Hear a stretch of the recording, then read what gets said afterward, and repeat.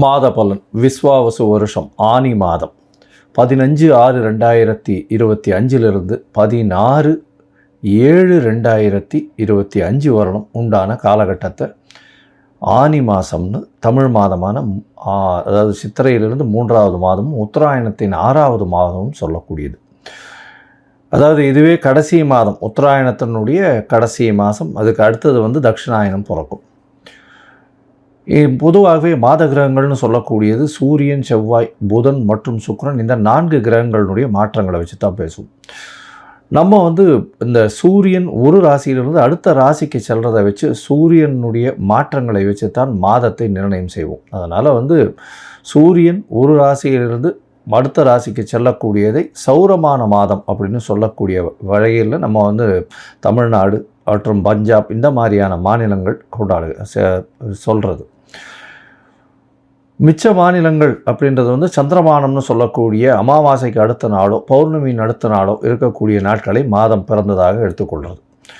இந்த மாதம் ஆனி மாதம். இந்த மாதத்தில் முதல்ல வரக்கூடிய மாற்றங்கள் என்னென்ன, அதாவது கிரகங்களினுடைய மாற்றங்கள் என்னென்ன, மாத கிரகங்களின் மாற்றங்கள் என்னென்ன இருக்குது, இந்த மாதத்தில் இருக்கக்கூடிய கோல்சாரம் என்ன, அதை தவிர இந்த மாதத்தில் வரக்கூடிய விசேஷ நாட்கள் என்ன அப்படின்றத பார்ப்போம்.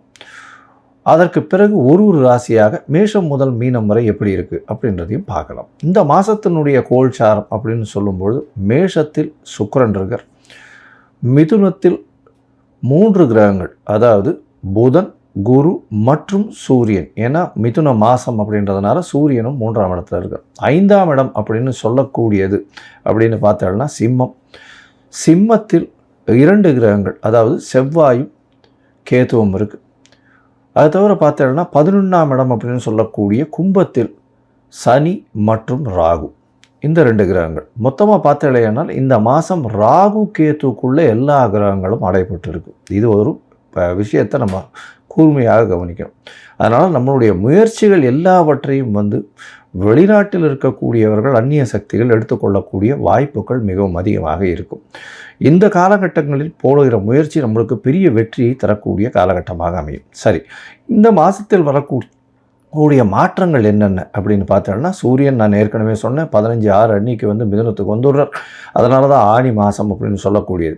அதற்கு பிறகு இந்த மாதத்தில் 22/6/2025 அன்னைக்கு புதன் மிதுனத்திலிருந்து கடகத்துக்கு போகிறார். அதாவது அவருடைய ராசியிலிருந்து கடகத்துக்கு போகிறார் ஒரே வாரத்திலே. அதற்கு பிறகு 29/6/2025, அதாவது ஒரு 15 நாளில் ஆனி மாதத்தில் சுக்கிரன் அவருடைய சொந்த வீட்டில் போய் ஆட்சிக்கு போகிறார். அதாவது மேஷத்திலிருந்து ரிஷபத்துக்கு போகிறார். இந்த 2 மாற்றங்கள் தான் இந்த மாதத்தினுடைய பெரிய மாற்றங்களாக இருக்குது. மிச்சப்படி எல்லாமே வருட கிரகங்கள் அதே இடத்துல இருக்குது, அதெல்லாம் ஒன்றும் பிரச்சனை இல்லை. அதை தவிர செவ்வாயும் மாற்றம் இந்த மாதம் இல்லை. சரி, இந்த மாதத்தில் பார்த்தடையானால் என்னென்ன விசேஷங்கள் வருது அப்படின்னு பார்த்தோம்னா, ஆனி மாதம் அப்படின்னு எடுத்தோம்னாலே முதல்ல சொல்லக்கூடியது ஆனி திருமஞ்சனம் அப்படின்னு சொல்லக்கூடியது. ஏன்னா நடராஜருக்கு 6 முறை தான் ஒரு வருடத்திற்கு திருமஞ்சனம் பண்ணுறாங்க. அதில் ஆனி திருமஞ்சனம் மிகவும் விசேஷம். ஆனி உத்தரத்தன்னைக்கு பண்ணக்கூடியது. இந்த ஆனி உத்தரம் அப்படின்னு சொல்லக்கூடியது 1/7/2025 அன்னைக்கு வருது. அதை தவிர பார்த்தடையானால் இந்த மாதத்தில் ஆனி கேட்டை ரங்கநாதருக்கு திருமஞ்சனம், அதாவது ஜேஷ்டாபிஷேகம்னு சொல்லக்கூடியது. இந்த ஆனி கேட்டை அப்படின்றது 8/7/2025 வருது. அதற்கு பிறகு பார்த்தீங்களேனால் இந்த மாதம் ஆனி மகம் மிகவும் விசேஷமான நாள். இப்போ இருக்கக்கூடிய அழகிய சிங்கர் 46வது பட்டத்தின் அழகிய சிங்கர் ரங்கநாத யதீந்திரர் அப்படின்றவர். இந்த அழகிய சிங்கரின் திருநக்ஷத்திரம் அப்படின்னு சொல்லக்கூடியது ஆனி மகம். அது தவிர சைவ குறவர்கள் ஆழ்வர்னு சொல்லக்கூடிய மாணிக்க வாசகரனுடைய இந்த இது திருநக்ஷத்திரம்னு சொல்கிறார். அதனால் சைவ குறவர்களுக்கும் மிகவும் ஏற்றமான நாள், அதுவும் மாணிக்க வாசகருக்கு மிகவும் ஏற்றமான நாள் இது. இது என்றைக்கு வருது அப்படின்னு பார்த்தோம்னா 30/6/2025 அன்றைக்கி வருது.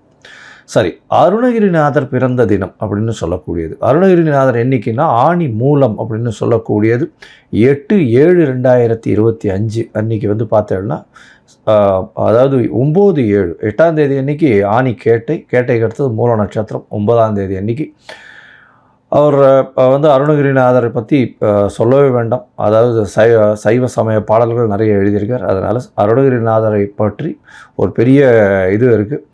அருணகிரிநாதர் பிறந்த நாளாக சொல்லக்கூடியது. அதற்கு பிறகு பார்த்தீர்களேயானால் ஆனி அமாவாசை இந்த மாதம் 25/6/2025 அன்னைக்கு ஆனி அமாவாசை. சூரியனும் சந்திரனும் ஒரே பாகையில் வரக்கூடிய, ஒரே ராசியில் வரக்கூடிய நாள். அதேபோல் 10ஆம் தேதி, அதாவது 10/7/2025 அன்னைக்கு பௌர்ணமி. அதாவது பௌர்ணமி ரொம்பவுமே விசேஷம். ஆனி பௌர்ணமி அப்படின்னு சொல்லக்கூடியது மிகவும் விசேஷமான காலகட்டமாக சொல்லக்கூடியது. அதனால் இந்த காலகட்டங்கள் இந்த மாதத்தில் வரக்கூடிய விசேஷமான நாட்களாக சொல்கிறோம். சரி, இந்த மாதத்தில் ஒரு ராசியாக மேஷம் முதல் மீனம் வரை எப்படி இருக்குது அப்படின்றத பார்க்கலாம். அதற்கு முன்னாடி என்னுடைய மொபைல் நம்பர் ஸ்க்ராலிங்கில் போயிட்டு இருக்கும். உங்களுக்கு அஸ்ட்ராலாஜிக்கல் கன்சல்ட் தேவைப்பட்டுமே ஆனின் நீங்கள் எனக்கு ஃபோன் பண்ணுங்க. உங்களுடைய date, time, place of birth, உங்களுடைய பெயர், உங்களுடைய தாய் தகப்பனார் பெயர், இது மட்டும் எனக்கு அனுப்புங்க. என்னுடைய கட்டணம் என்ன அப்படின்றத சொல்கிறோம். நீங்கள் அந்த கட்டணத்தை அனுப்பி அதனுடைய ரசீதையும் வாட்ஸ்அப் பண்ணுங்க. அதற்கு பிறகு உங்களுடைய ஜாதகத்தை போட்டு அப்பாயின்மெண்ட் கொடுக்குறேன்.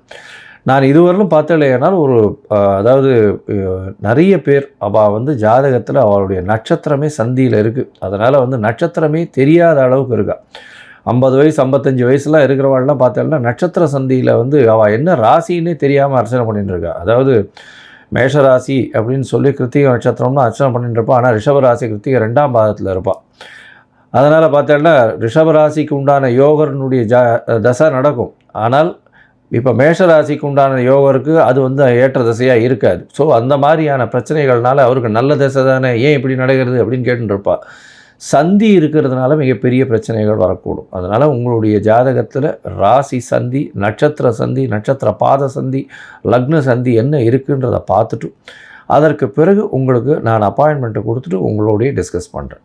சரி, இப்போ மேஷம் முதல் மீனம் வரை ஒரு ராசியாக இந்த ஆனி மாதம் விஸ்வாவசு வருஷம் 15/6/2025 முதல் 16/7/2025 வரை உண்டான காலகட்டம் அப்படின்றத பார்க்கலாம். மீனம், பூரட்டாதி, உத்திரட்டாதி, ரேவதி இந்த 3 நட்சத்திரம் 9 பாதங்களை கொண்ட ராசி. ராசியின் அதிபதினு சொல்லக்கூடியவர் குரு.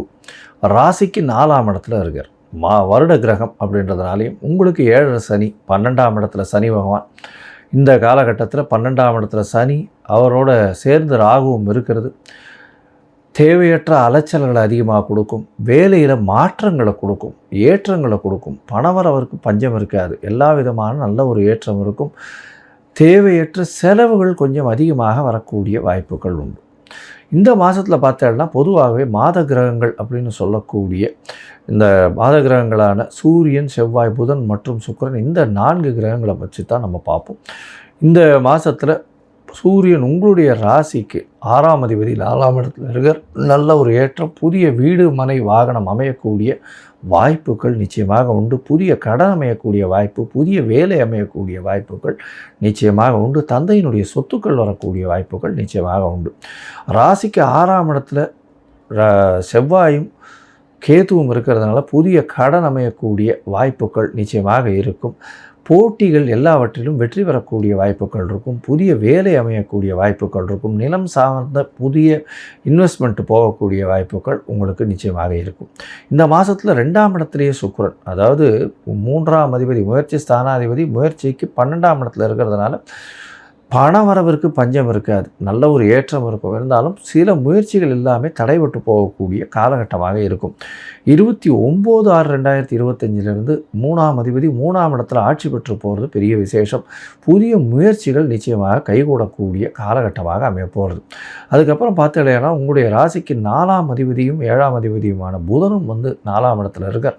ஆட்சி பெற்று போயிருக்கிறது மிகவும் விசேஷம். அதனால் தாயின் உடல்நிலையில் நல்ல ஒரு ஏற்றம் இருக்கக்கூடிய காலகட்டமாகும். அதை தவிர உங்களுடைய ராசிக்கு புதிய வீடு மனை வாங்கக்கூடிய வாய்ப்பு, படிக்கக்கூடிய மாணவர்களுக்கு நல்ல ஒரு ஏற்றம், எதிர்பாலினத்தவர் மூலியமாக நல்ல ஒரு ஏற்றம் கிடைக்கக்கூடிய காலகட்டம். கூட்டுத் தொழிலில் வெற்றி பெறக்கூடிய வாய்ப்புகள் நிச்சயமாக உண்டு. சொந்த தொழிலில் பெரிய ஏற்றம் இருக்கக்கூடிய காலகட்டம். வெளியூர் வெளிமாநிலம் போயிட்டு வரக்கூடிய வாய்ப்புகள் நிச்சயமாக இருக்குது. இந்த மாதத்தில் பார்த்தேனால் உங்களுக்கு அதாவது பரீட்சை, அதாவது புதுசாக எக்ஸாம்ஸ் எல்லாம் எழுதக்கூடிய மாணவ மாணவியர்களுக்கு நல்ல ஒரு ஏற்றம் இருக்கும். போட்டித் தேர்வில் வெற்றி பெறுவீர்கள். வெளிநாடு, வெளியூர், வெளிமாநிலம் செல்லக்கூடிய வாய்ப்புகள் உண்டு. வெளிநாடு போய் படிக்கக்கூடிய ஏற்றமான காலகட்டமாக அமைய போகிறது. இந்த மாதத்தில் சில நாட்கள் நீங்கள் வந்து முயற்சிகளை தள்ளி போடுறது நல்லது. அந்த சில நாட்கள்னு சொல்லக்கூடியது சந்திராஷ்டம நாட்கள். அது வந்து 3/7/2025 6/7/2025 வரலும் உண்டான காலகட்டமாக அமையிறது. இந்த காலகட்டத்தில் புதிய முயற்சி வேண்டாம், வெளியூர் வெளிமாநில பிரயாணம் வேண்டாம்னு சொல்கிறோம். ஒரு வேளை பண்ண வேண்டி இருந்ததுன்னா அருகில் இருக்கக்கூடிய கோசாலையில் உங்களால் முடிஞ்ச இது அகத்திக்கீரை கட்டு வாங்கி கொடுத்துட்டு போங்க. இதில் பசுமாட்டுக்கு சந்திராஷ்டமத்தின் தாக்கம் நிச்சயமாக குறையும். மொத்தத்தில் பார்த்தீங்களேனால் இந்த மீன ராசிக்காரர்களுக்கு, அதுவும் வந்து இந்த இம்போர்ட் எக்ஸ்போர்ட் பிஸ்னஸ் பண்ணுறவங்க, கடல் வாழ் உயிரினங்கள் வியாபாரம் பண்ணுறவங்க, அதை தவிர வந்து ப்ரொஃபஸர்ஸு, டீச்சர்ஸு, தங்க வியாபாரம் பண்ணுறவங்க, தங்க முகவர்கள், பேங்கிங் இண்டஸ்ட்ரியில் இருக்கிறவங்க, இவங்களுக்கெல்லாம் வந்து நல்ல ஒரு ஏற்றம் இருக்கும். டிரான்ஸ்ஃபர்ஸ் வரும், புதிய வேலை கிடைக்கும், வேலையில் ப்ரமோஷன் கிடைக்கும். அது தவிர புதிய வீடு மனை வாங்கக்கூடிய பாக்கியம் உண்டு. பேச்சில் நல்ல நளினம் இருக்கும், பணவரவிற்கு பஞ்சம் இருக்காது. முயற்சிகள் நல்ல ஒரு ஏற்றம் இருக்கக்கூடிய காலகட்டம். இருந்தாலும் சந்திராஷ்டம தினம்னு சொல்லக்கூடிய 3/7/2025 6/7/2025 வரலும் தவிர்க்கிறது நல்லது. அது தவிர புதிய வீடு மனை வாங்கக்கூடிய வாய்ப்பும், தாயின் உடல்நிலையில் நல்ல ஒரு ஏற்றமும், தந்தையின் உடல்நிலையில் சற்று பின்னடைவும் இருக்கக்கூடிய வாய்ப்பும், தந்தைக்கு உடல்நிலையில் ஆஸ்பத்திரி வரலும் போயிட்டு வரக்கூடிய வாய்ப்புகள் நிச்சயமாக இருக்கும். புதிய வேலை கிடைக்கும். அரசாங்கம், அரசு சார்ந்த ஊழியர்களுக்கு நல்ல ஒரு ஏற்றம், மாற்றங்கள் இருக்கக்கூடிய வாய்ப்புகள் உண்டு. கணிதம் சம்பந்தமான விஷயங்கள், அதை தவிர வந்து ஆடிட்டிங், இந்த மாதிரியான விஷயங்கள் பண்ணுறவாளுக்கு சற்று பின்னடைவு இருக்கக்கூடிய காலகட்டமாக அமையும். இந்த காலகட்டத்தில் பார்த்தலையானால் உங்களுக்கு வந்து புதனும் மாறுறதுனால, 5ஆம் இடத்துக்கு போகிறதுனால புதிய பதவி, புகழ், அந்தஸ்து, கௌரவம் வரும். அதை தவிர வந்து 6ஆம் இடத்தில் இருக்கக்கூடிய கேது சிறு சிறு பிரச்சனைகளை உடல் நலத்தில் உண்டு பண்ணக்கூடிய வாய்ப்புகள் உண்டு. இரத்த அழுத்தம் வரக்கூடியதும், கொலஸ்ட்ரால் லெவல்ஸ் அதிகமாக இருக்கக்கூடிய காலகட்டமாக அமையும். மொத்தத்தில் பார்க்கும்பொழுது நல்ல ஒரு ஏற்றமான காலம். பணவரவிற்கு பஞ்சம் இருக்காது. தேவையற்ற செலவுகள் கொஞ்சம் இருக்கக்கூடிய காலகட்டம். நீங்கள் கண்டிப்பாக அருகில் இருக்கக்கூடிய விநாயகரை போய் வணங்கிட்டு வர்றதும், கண்டிப்பாக தட்சிணாமூர்த்திக்கு ஒரு மஞ்சள் கலர் சால்வை போய் கொடுத்துட்டு வர்றதும், அதாவது துணி வஸ்திரம் தானம் கொடுத்துட்டு வர்றதன் மூலியமாகும் உங்களுக்கு எல்லா விதமான ஏற்றங்களும் மாற்றங்களும் உங்கள் வாழ்வில் நிச்சயமாக வரும்.